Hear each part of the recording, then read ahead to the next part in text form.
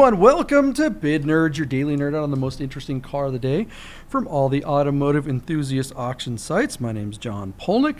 We're recording this show in the Container Park in downtown Las Vegas, along with my partner Michael Deeb in San Francisco. He's got a studio there. He's smashing us in the face, which is a reminder to all of you to smash that subscribe, like, and notification button now if you haven't already. What do we do on this show, Michael Deeb? We find the most interesting car of the day. That's right, cars. We find the most interesting car of the day from all the automotive enthusiast auction sites.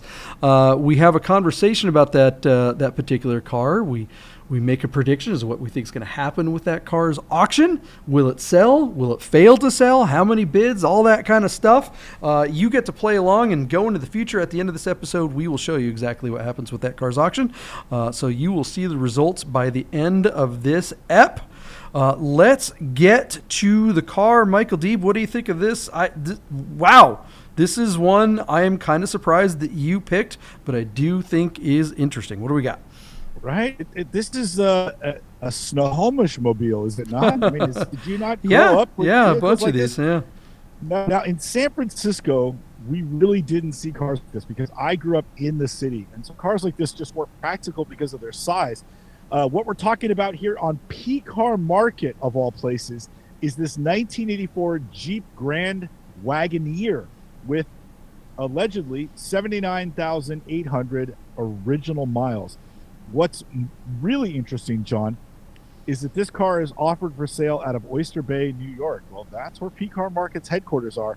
So either somebody sent them the car, which is not how they operate, or this belongs to one of their clients and is right there in their own backyard. So interesting car because of its originality. There's, I don't know what to make of the drivetrain. If this is any good. A 360 cubic inch V8 with a 3-speed automatic.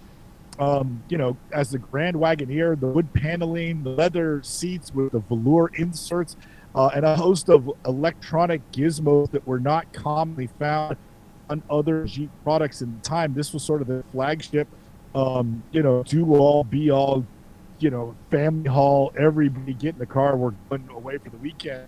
This was that vehicle. But it looks to be in fantastic condition, despite its age, with obviously very reasonable miles. I'm guessing this was Jeep's answer to the Suburban, but obviously dressed up to be more of a luxury vehicle with regards to, electronic gizmos and leather interior and wood paneling and all that sort of thing. JP, our car closes 3 days and it only has one bid at the time. But I don't think there's a little bit of value here. I think somebody could look at this car. You often referenced that a lot of guys our age that might not have been able to afford, at our age, you were an adolescent. I was a teenager when this car was brand new. This is not a car we would have bought or would have owned. I don't even think any parents them their car as a first car. If this reminds you of your childhood, if this is a nostalgic thing for you, I could see somebody looking at this unusual car in the marketplace in this condition and think, oh man, I miss my dad's or my grandma's old whatever, and we'll plunk down a few greenbacks for a car like this. So I just thought it was kind of interesting. Certainly a country car for sure, and rare to see in this condition. JP, what do you think? Do you have any history with the Grand Wagoneer? Jeep was bringing the brand back, right? The new top of the line Jeep is going to be the Grand Wagoneer, is it not? Yeah, so I have questions. So before I get to the vehicle in general, front license plate says Texas. The rear license plate says Washington State. Boom. And it's in New York. The hell is going on? Has anyone asked this question in the comments? Oops, sorry about that, guys. Got some other stuff popping up. That is very peculiar. Is it not? Two comments, and they both just think the car is beautiful. Nobody's asking about where it is. No one's asking about that. Okay, sorry, guys. I'm having some technical issues all of a sudden here because I hit the wrong thing. Okay, so back to the Grand Cherokee. Look, the Grand Wagoneer. Yeah, go ahead. Yeah, I just want to say it's interesting because we sometimes, as much as we're looking at the car, we're looking at the platform, John. And what's interesting is that they say in the listing that it's offered by its seller out of New York, but it doesn't say what title it's on. And that's the kind of stuff that drives me nuts, because some of the other platforms do a better job of disclosing the technical information that is pertinent to the value of the car, especially when photographs send a mixed signal. So I commend you for catching that, because I did not. And it certainly brings up some interesting questions, you know? This is so PCAR market, I can't even believe it. Those guys are such used car salesmen. They may as well just be wearing plaid checkered jackets. This is really BS. And the thing that sucks about this, Deeb, is that this is a really freaking nice Grand Wagoneer. These things are amazing vehicles. Look, and where in the Northeast, this is really where it belongs. If you're Nantucket or, all the fancy islands up there outside of New York, Long Island, which is not a fancy island, but, Connecticut, all those types of places, the Hamptons, this is the vehicle to drive around out there. It's a 12-month car where the weather doesn't dictate you should be on the road for 12 months, right? Yeah. Like this will get you anywhere. This is the original SUV before they were called SUVs. I mean, this thing look, the Cherokee was out there before. Yes, cars like the Suburban existed. Yes, the K5 Blazer, the International, all those things. Yeah. But this one with the 4 doors and the leather and the power and all that kind of stuff, these things have been expensive since the get-go. And there are companies out there that are resto modding these that are getting $150,000 for them. Whoa. So it is not uncommon to see some big numbers on something like this. The Northeast is exactly where this car belongs. Not to say that they aren't all over the place in Colorado, and yes, you're right, in Washington State. This was a super popular vehicle to have up in the mountains. I did own one of these for a second. I bought one from a friend who was offloading it, and I remember driving around just kind of loving it, and it was a dark blue one. But look, they can be kind of problematic. These 80s Jeep AMC electronics are not the greatest. Like a million vacuum lines on that engine powertrain, and the wood paneling always kind of peels off. But this one doesn't seem to have any of that stuff. I mean, the engine bay looks super clean. The headliner doesn't look like it's sagging down. Everything looks really nice but original. And that's the other thing too, is was this thing restored at some point? I mean, it really does look like it's in. Look at the carpets of the leathers all looks original to me. It does, and they're all beige, like every last one of them. So they all are like full of mud, and they've been shampooed a million times. And the second one of these gets wet, I can tell you, I know exactly what it smells like to be inside of this thing, for better or worse. I mean, look at that shag carpet, man. But it's shocking to see how good a condition the interior is on this car. What year is this one again? Is this an 87 or 94? Oh, it's an 84, so it's an earlier one. Okay. So, the later ones are definitely, they have the slightly bigger engine, a little more power and stuff like that. Good Lord. I mean, this is the what about Bob car right here. It's going to bring some big money if people decide to trust the used car salesman at PCAR Market. If someone's paying attention, they're going to be asking those questions. What state is the title in? Right. Where is this car actually? Still wearing 2 plates. Yeah. 2 license plates is just like, whoa. I get sometimes, maybe you don't have plates at all or whatever, but 2 license plates? Huh? Yeah. How many owners does the Carfax say? What does the Carfax say as to where the current ownership is? I don't. This is just funky. PCAR Market doesn't provide you a Carfax. It would be the seller provides you a Carfax. PCAR Market doesn't have a Carfax on it? I didn't ever realize that. No. That's nuts. No, the only time they have a Carfax is if the seller includes the Carfax. Wow. Yeah, that engine bay is the cleanest engine bay I've seen in one of these in a long time. The last comment from PCAR Market is, the sale will include a clean title. I'm like, oh, are you cleaning it right now? Like, what the hell? Yeah, it's like cleaned or laundered. I mean, what are we talking about here? Look at the underside. Yeah. There's like no rust on this. That is insane for one of these. Yeah. It says the Carfax includes several past inspections, but it doesn't again, it doesn't say in what state those are done, and it doesn't show you the Carfax. Like it's crazy. Yeah, that's bonkers. All right, so what do we think with all these questions just kind of like hanging over this thing? So, as is often the case with PCAR Market, JP, I have two answers for you. One, where I think it's going to land, and two, how much I think it's going to wind up in the deal tank.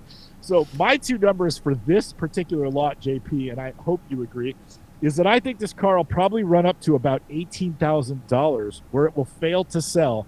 And then the real question is, what's it going to wind up in the deal tank for? I think that this car is probably worth somewhere between $25,000 and $35,000. But just based on what we've seen on PCAR Market, some of the outlandish reserves or values that the owners think their car is worth, I wouldn't be surprised if this car winds up in the deal tank for like $45,000 or $50,000. But I don't think it's going to get much past 18. It could bring 25, but I don't think it'll sell under 30. I think this guy is thinking, somewhere between $40,000 and $50,000. 18 is my bid to you, John, for the show. Easily worth $50,000 if there were no questions here. Yeah. 18,000 is kind of ridiculous. The idea that this one this clean would go that low, or would even be this thing's. I'm going to bid 30. I'm going to say it gets up to 30 and say it fails to sell at that because this guy probably thinks it's worth 50 or more. And the thing is, he might be right, but I think the questions, two license plates, one from Texas, one from Washington State, and then you look at the Carfax that the seller provided here, and you're looking back in 1992. It was in Virginia, New York State. It's New York all the way to 2018, and then it disappears off the radar. What is the miles on this thing again? 74,000 believed to be original. 74,000? 79,000. Oh, 79,000. Because, all right, so this Carfax says, can you guys see this? This Carfax says in 2012 this car had 79,000 miles. Yeah. So what the hell is going on? Yeah. I'm going to say $30,000. I need to retract that, but I already said it. I think people are going to start getting wise as it comes closer. Your number's probably right. People are just going to be like, this is ridiculous. I do not understand what the hell is going on here. That just... Yeah, it would have to be on a... what do they call it? A non-op. If you're going to go 8 years, 10 years without registering the car, without driving the car, it should be on a non-op, and you shouldn't be paying, registration fee. But who knows what the real story is, because PCAR Market, creates problems. My car father, the guy who taught me about the car, you make your case for the value of the car, you state what the price is, and then you put your pen down and you just take a breath and stop talking. And the stop talking is let the other person do what they think the car is worth, and then you're in negotiations.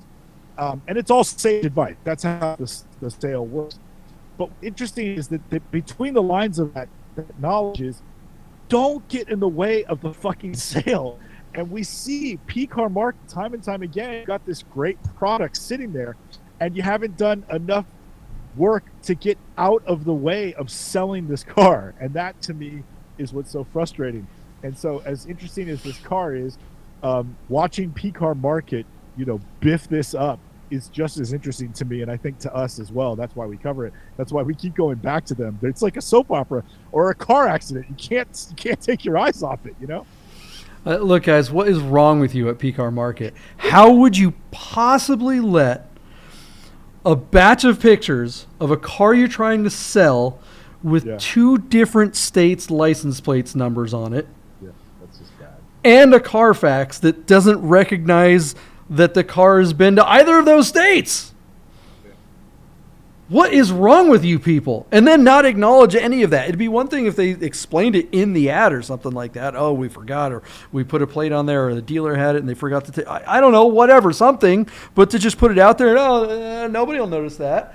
Come on, guys. Get off you're morons at PCAR Market. Okay, there it is. They're going to get so much money for this. What do you guys think? Do you think the guys at PCAR Market are just a bunch of shady, shisty used car sales pukes? Or do you think we're giving them too hard a time? What do you think this car will sell for? I want to hear what you guys think this car will sell for versus what you think it's actually worth, because that's the big question.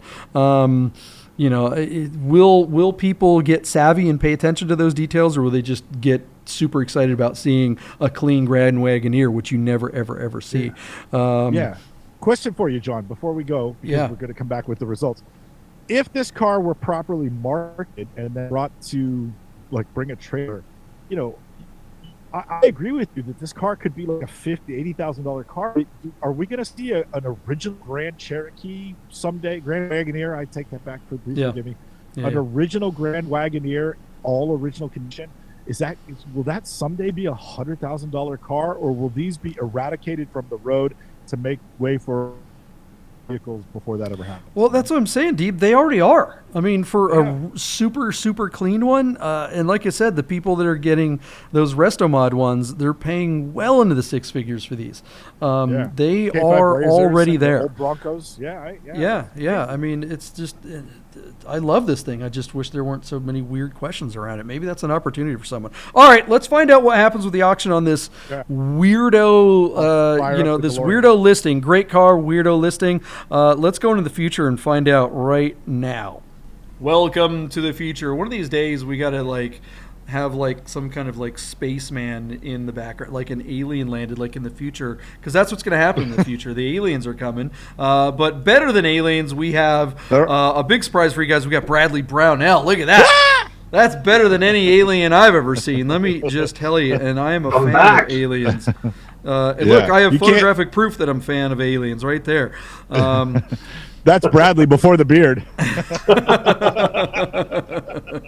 And after the donut. We enjoyed a lot of donuts out there at Area 51. How you doing, Bradley? Thanks for hanging out, buddy. Doing great. Happy to be here. Thanks so much. How are Bradley, things at the Crawford? Oh, sorry, my bad. Hop in there. Yeah, no, you beat me to it. I understand you got an appointment at the Crawford Museum. Congratulations, buddy. Thank you. We're doing big things. We've got a big Porsche exhibit coming up on November 17th, so stop in and check it out. For how long? It'll be up through spring. April 2 is when it goes down. So November 17th, is there going to be a big opening gala or party or something on the 16th or the 17th itself? Can you share with us what's going on in case anybody's dumb enough to fly to Cleveland in November? Fly? We're driving. I got a C4. Come on, let's do this. Yeah, let's go. We don't have a big opening for this one because our grand opening for the exhibit is actually going to be the local PCA club's holiday party. So on December 3rd, we're having a big gathering with all PCA people and having a big to-do. We actually borrowed all of the cars in the collection from our North Ohio region PCA members. So is this just basically all the PCA guys are sick of having to store their car through the winter, so they're like, oh, we could just use the museum? Yes. That's exactly what happened. That was kind of what we pitched it as, was free winter storage, and, and you let us put your car out on display. So that's a good deal. Nailed it. Yes. But I will say we have 15 of the most incredible Porsches I've ever seen. We got a 993 Turbo delivered on Saturday that is, 42,000 original miles. Absolutely gorgeous, flawless car. The exhibit is telling the history of the 911 from 82 to 2005, when Porsche was going to kill the 911, through to when it became kind of a supercar killer in the 996 era. So, telling that story of that evolution and icon. So, cool. Stop, check it out. Well, if you need a car to get to Cleveland, if you're from the West Coast and you're like, oh man, we got to go through all the snow and ick, that's probably why you've been sticking around, because you wanted to find out what was going on with this ultimate snow machine. Look at that, Bradley. Is that something you would drive across the country? Beautiful. I couldn't afford the fuel bill, but yes. That's Porsche. You got to get some more people I do love it. Yeah. All right. Well, Michael Deeb, why don't you just give us a quick reminder on what we got here so Bradley can give his bid on, and we can reveal what happened with at the end of this Grand Wagoneer's auction on PCAR Market. Bradley, we nerded out when we found this 1984 Jeep Grand Wagoneer on PCAR Market offered out of Oyster Bay, New York. This 84 has just 79,000 original miles, and if you happen to see some pictures of the interior, this thing looks pretty spanking new. I mean, it's like really, really clean. We just wondered what it was doing on PCAR Market and how it would fare. So I said $18,000. Hold on. Before we get to the number, Michael Deeb, I just wanted to make sure we give a reminder. Now, everyone who's just here knows, but Bradley is just joining us now. Before he makes his bid, I think there was one specific thing that we noted when we were looking at this car. Bradley, check out the rear license plate on this car. Can you see it on your screen?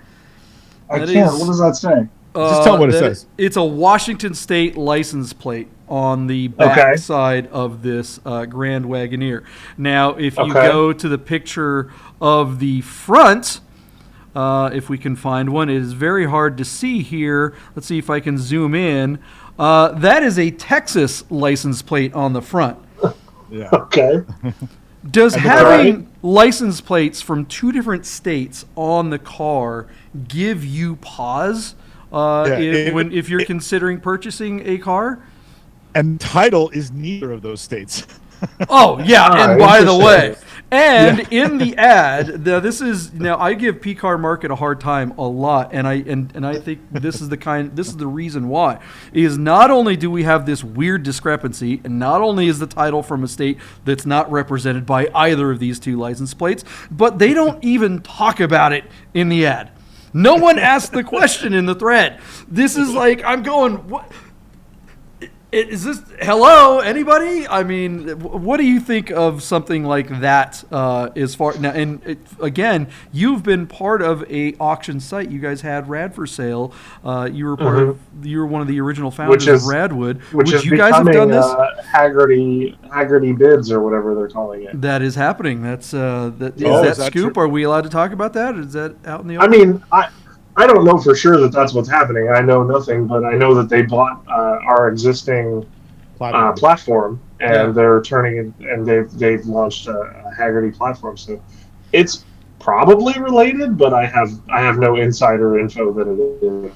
All right. Well, back to the Grand Wagoneer. What do you think? Would you guys, if you were running an auction platform, and you saw this car come? Here it is in your computer, and the seller's going, "Yeah, I want to sell this car." Would you ask why it has two different license plates? What does this mean to you? Well, as somebody who just moved across the country, I still have, I moved 7 cars here, and only one of them has Ohio plates right now. So, would you ever have 2 states plates on it? Probably not. No. Okay. I mean, so you're saying that there's a potential legitimate reason? Actually, that's not true. My diesel ambulance that I have is in Ohio, has Nevada plates on the back and California plates on the front, because I just forgot. I keep forgetting to take them off. Yeah. So maybe I would. I don't know. Oh my God! So this is a totally legitimate situation. No red flag for Bradley. Yeah. Nothing I do is legit, but I don't know that it's necessarily a red flag. Ask the question. All right, Michael Deeb. I pushed but this I wouldn't necessarily run away. Yeah, this car is completely off the tracks. Clearly, Bradley explained it for us. They just forgot, JP. That's all that happened. They just forgot. Okay, cool. So what was your bid? What was my bid? And what's Bradley's bid? I said $18,000, and I thought this car would wind up in the deal tank. You said $30,000.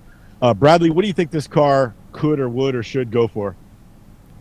I'm going to say that's a $40,000 car, but I'm going to say it went no sale. No sale at what price? At $40,000? No. I don't know what it would be bid to. I'd say 25. 25. Okay.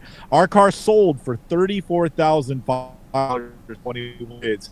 Wow. I should have said 40. I think JP and I would agree with you that 40 grand is good, is a good value for the car. And we're certainly seeing Jeeps and builds bring really big money. And this seems to be a clean platform for which to start without breaking the bank. So I'd say the value there. JP, I don't think you're surprised by that result. Are you, that PCAR could find $34,000 for this guy? Or I am surprised it's sold, but I think this car is worth so much more that this is one of those situations where so much money was left on the table by both a stupid seller and a bad platform. If the seller had reconciled the stupid license plate issues, just not put license plates on it at all, no one would have cared if this thing had no license plates in the pictures.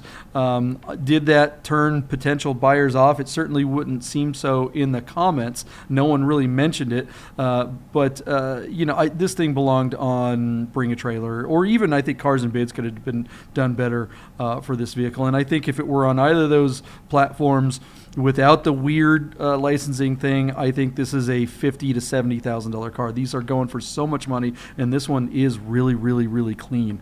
So yeah, I think this was just an epic fail by a lot of parties, not just the platform. What do you think of that, Bradley? Kind of agree on. I don't know. I mean, like you said, nobody mentioned it in the comments. Nobody asked the question, so I don't know if anybody even noticed. Though you did.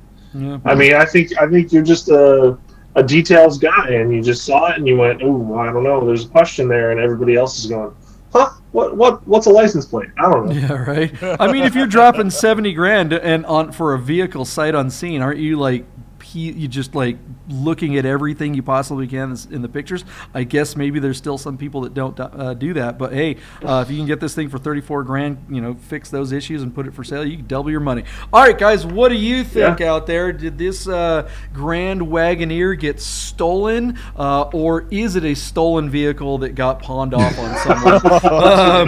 Let us know the title. Right? Exactly, no floods or anything, we promise. Let us know in the comments below, but do that right after you hit the subscribe, like, and notification button if you haven't already. Bradley Brownell, your expertise is thank you very much for lending it to the show today. You gonna come back? Hey, I always have to be with good news, and I'm back as soon as you need me. Brad. All right, then I think we're gonna bring you back tomorrow. See you guys, Third Nerd tomorrow. Nerd!